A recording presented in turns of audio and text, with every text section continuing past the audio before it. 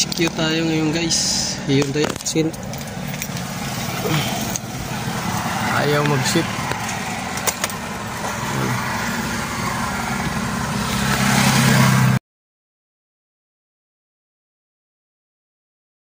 So ngayon guys, ating sinubukan pag-ship kung gagana ba, pero walang reaksyon, lagi rang nakadrive.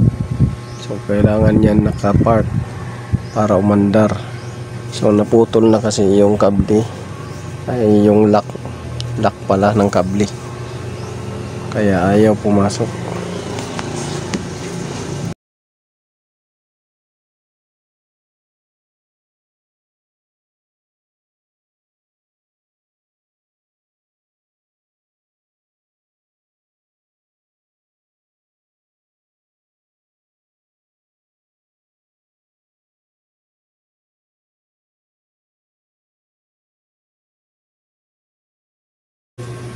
So putol yung kable guys, or yung lock, nabasag na yung lock at natanggal dun sa guide nya sa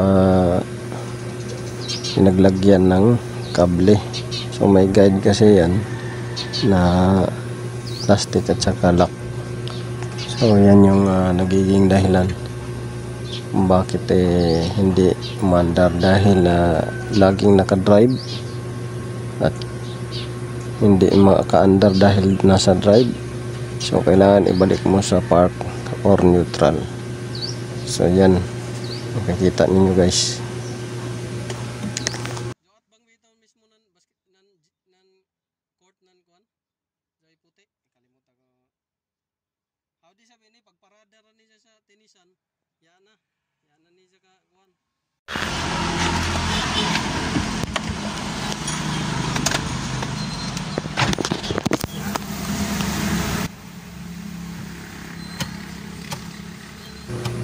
So dito guys, naikabit na natin.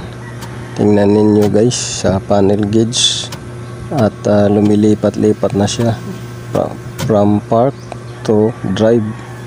So naikabit na natin, lagyan natin ng lock na tie wire. So yan yung ginawa natin kasi walang mabili na lock nito dito sa amin, kailangan doon sa syudad pa para lang magamit ni customer. At ito naman, tested ko na to, ilang beses na ako gumawa ng ganito, at hindi na binilhan ng may-ari, nagpatuloy na lang.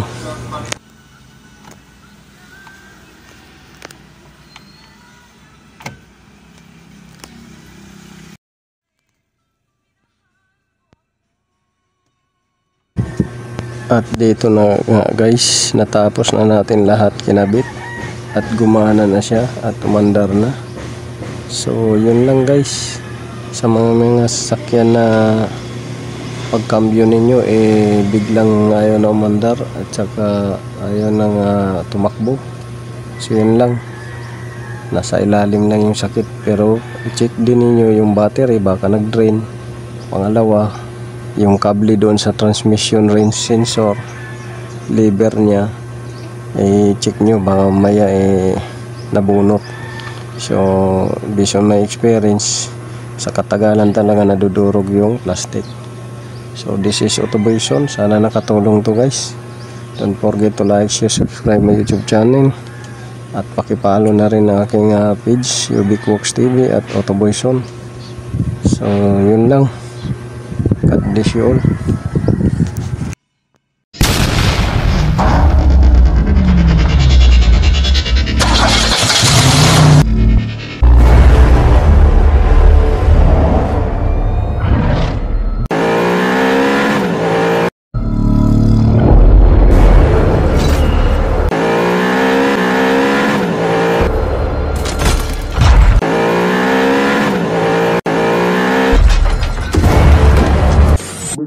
Make